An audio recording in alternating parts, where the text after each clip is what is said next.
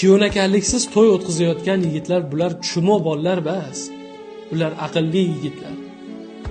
To'yini kam sonli odamlar bilan kam chiqim o'tkazayotgan odamlar pishiq, baxil odamlar emas.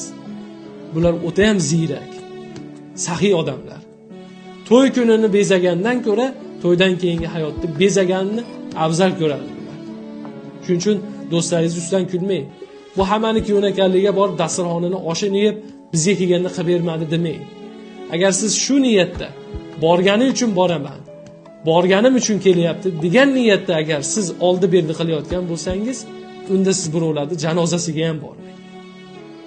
Siz kutib yashaydigan bo'lsangiz. Shuning uchun inson hayotda to'g'ri yo'lni tanlasin.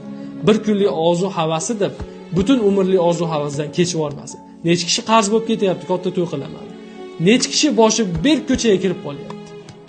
Shu odamlarni rozi qilaman. Vaholanki to'yini ertasiga ana shu odamlar kelib, shu odamlarni holidan xabar olgani yo'q. To'ying yaxshi o'tdimi? Kamchiliksiz o'tdimi? Bizga nima xizmat endi deydigan odamlar topilgani yo'q. Vaholanki ular sizni pishmagan guruchingizni boshqa o'rtalari bilan g'ajiyotgan bir paytda siz qiynalayotgan